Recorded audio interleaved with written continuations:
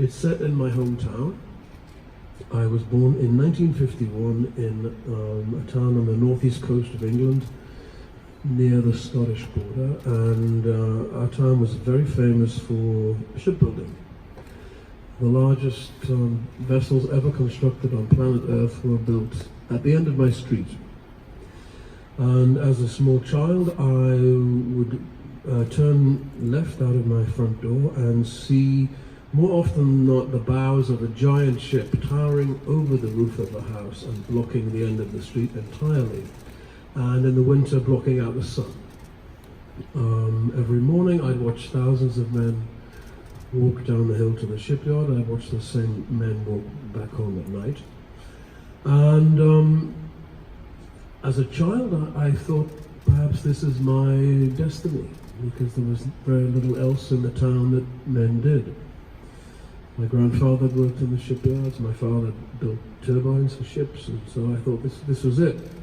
It's the last thing I wanted to do. The shipyard was a dark, dangerous, noisy place with a terrible health and safety record. And so I studied very hard, and I got a scholarship to a school where they taught me Latin and philosophy and history, and my father couldn't understand what the hell I wanted to speak Latin for. He thought I wanted to be a priest or something. But I had a vague dream. I dreamt that I would be a musician. I dreamt that I would be a singer of songs. I would sing those songs all over the world to vast numbers of people. I'd be paid extravagant amounts of money, win Grammy Awards and everything else that goes along with it. And I must have dreamt that really hard, because that's what happened. It was only later in life that, in reflection, when I realized that what was the engine of my ambition was the town I was from, was the community I was from. At first, to escape. But then I realized I was formed in that town, a town with a really extraordinarily powerful identity linked with the building of ships. And when that identity was robbed from them, then the town suffered. The town died. Work gave them a sense of purpose, a sense of community. And my feeling very strongly is that when economics excises the value of community, we end up with something very abstract. And that abstractions are not understood by working people. I think in the short term it works. I think your quarterly profits work, but in the long term it's untenable, because my understanding of economics at a fundamental level is it's based on community.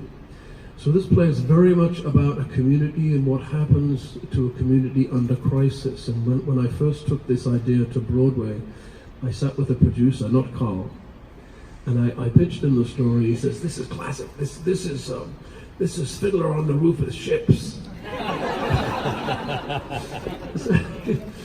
Can you explain that to me? He said, "It's a community under crisis. This is the best drama." And so he gave me the green light to go ahead, and we've had many adventures since.